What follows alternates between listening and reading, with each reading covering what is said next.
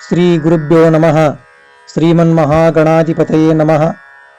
ಎನ್ನ ಆಧ್ಯಾತ್ಮ ಬಂಧುಗಳೇ, ಎಲ್ಲರಿಗೂ ಶಿವರಾತ್ರಿಯ ಶುಭಾಶಯಗಳನ್ನು ತಿಳಿಸ್ತಾ, ಸಂತ ಶಿಶ್ನಾಳ ಶರೀಫ ಶಿವಯೋಗಿಗಳು ಮಾನವನ ಜನ್ಮದ ಸಾರ್ಥಕತೆ ಯಾವಾಗ ಉಂಟಾಗ್ತತಿ ಅಂತಕ್ಕಂಥದ್ದನ್ನು ಬಹಳ ಸುಂದರವಾಗಿ ತಮ್ಮ ಪದ್ಯದೊಳಗೆ ಬರೀತಾರ.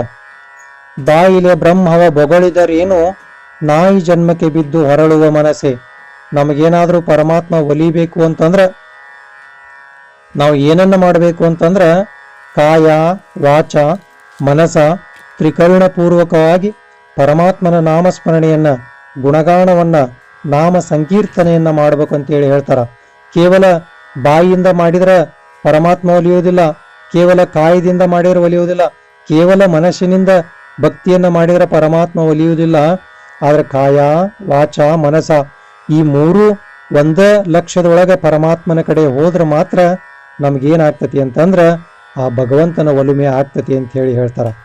ಬಾಯಿಲೆ ಬ್ರಹ್ಮವ ಬೊಗಳಿದರೇನು, ಬಾಯಿಂದ ಪರಮಾತ್ಮನ ನುಡಿಗಳನ್ನು ಹೇಳಿದ್ರೇನು, ನಾಯಿ ಜನ್ಮಕ್ಕೆ ಬಿದ್ದು ಹಾಳಾಗಿ ಹೋಗ್ತಕ್ಕಂಥ ಆ ಮನಸ್ಸು ಅಂದ್ರ ಈ ಮನಸ್ಸಿನ ಚಂಚಲತೆ ಇಷ್ಟಿತ್ತಪ್ಪ ಅಂದ್ರ ನಾವು ಏನು ಮಾಡಿದ್ರು ಸಹಿತ ಸಾಧ್ಯ ಆಗುವುದಿಲ್ಲ. ಕಾಯ ಜೀವದೊಳು ನ್ಯಾಯವ ಬೆಳೆಸಿ ಮಾಯದೊಳಗೆ ಮುಳುಗೇಳುವ ಮನಸ್ಸೇ ಅಂತ ಹೇಳಿ. ಅದಕ್ಕೆ ಈ ದೇಹದೊಳಗ ಅವ್ರನ್ನ ಸೋಲಿಸ್ಬೇಕು, ಇವ್ರನ್ನ ಸೋಲಿಸ್ಬೇಕು, ಅವ್ರಿಗೆ ಅನ್ಯಾಯ ಮಾಡಬೇಕು, ಇವರಿಗೆ ಅಧರ್ಮ ಮಾಡಬೇಕು ಅಂತಕ್ಕಂಥ ಸಾವಿರಾರು ದುಷ್ಟ ಆಲೋಚನೆಗಳನ್ನ ತಲೆಯೊಳಗೆ ಹೊತ್ತುಕೊಂಡು ಅವಕ್ಕರ ಸಲುವಾಗಿ ಈ ಪರಮಾತ್ಮ ಕೊಟ್ಟಂತ ಅತ್ಯಂತ ಅದ್ಭುತವಾದಂತ ಯಂತ್ರ ರೂಪದೊಳಗಿರ್ತಕ್ಕಂಥ ಈ ಮಾನವನ ಶರೀರವನ್ನು ಬಳಸಾಕತ್ತೇವಲ್ಲ, ಅದರಿಂದ ಪರಮಾತ್ಮ ಏನ್ ಮಾಡ್ತಾನಂದ್ರ ಬಾಳ ಸಿಟ್ಟಕ್ಕನ.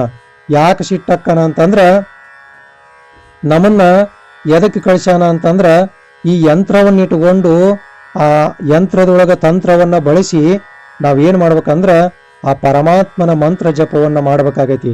ಈ ದೇಹ ಅನ್ನೋದು ಯಂತ್ರ, ಆ ಒಂದು ಯಂತ್ರದೊಳಗ ಆ ಬುದ್ಧಿ ಅಂತಕ್ಕಂಥ ಒಂದು ಶಕ್ತಿಯನ್ನು ಬಳಸಿಕೊಂಡು ತಂತ್ರವನ್ನ ಮಾಡಿ ಆ ತಂತ್ರದಿಂದ ಮಂತ್ರವನ್ನ ಒಲಿಸಿಕೊಂಡು ಮಂತ್ರ ರೂಪದೊಳಗ ನೆಲೆ ನಿಂತಿರತಕ್ಕಂಥ ಅಖಂಡ ಚೈತನ್ಯ ಸ್ವರೂಪನಾಗಿರತಕ್ಕಂಥ ಪರಮಾತ್ಮನನ್ನ ನಾವು ಒಲಿಸ್ಕೊಳ್ಬೇಕು. ಅದಕ್ಕಾಗಿ ಈ ದೇಹವನ್ನ ಕೊಟ್ಟಾನ.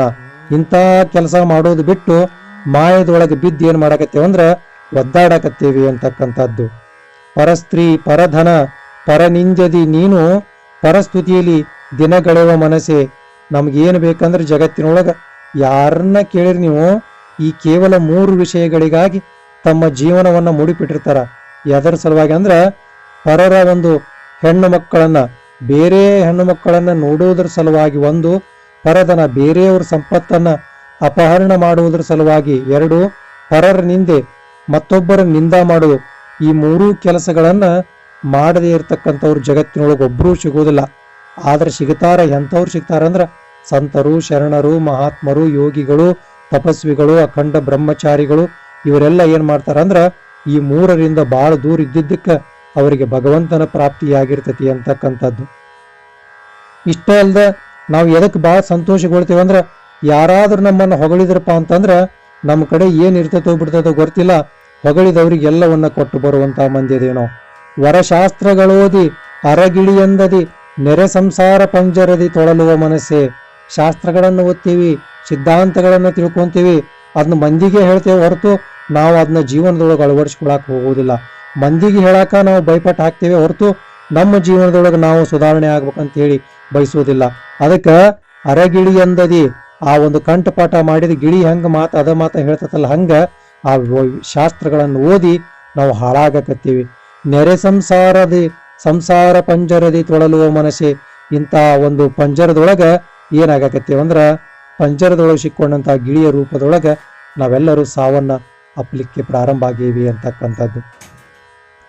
ಹೊಲಸಿನ ಸುಂಬಳ ಸೇವಿಪ ನೊಣದಂತೆ ವಿಷಯದಿ ಬೀಳುವಿ ಮನಸ್ಸೆ. ಆ ಹೊಲಸಿನ ಮೇಲೆ ಹೆಂಗ ನೊಣಗಳು ಬಂದು ಕುಂಡಿರ್ತಾವಲ್ಲ, ಹಂಗ ನಾವೇನ್ ಮಾಡಕತ್ತೇವಂದ್ರ ಅದು ಹೊಲಸಂತ ಗೊತ್ತಿದ್ರೂ ಸಹಿತ, ಆ ಜ್ಞಾನವನ್ನ ಪಡ್ಕೊಂಡಿದ್ರೂ ಸಹಿತ ನಾವೇನ್ ಮಾಡ್ತೇವೆ ಮತ್ತು ಹೊಳ್ಳಿ ಅದನ್ನೇ ಮಾಡುವಂತ ಒಂದು ಕೆಲಸಕ್ಕೆ ಕೈ ಹಾಕಾಕತ್ತೀವಿ ಅಂತಕ್ಕಂಥದ್ದು.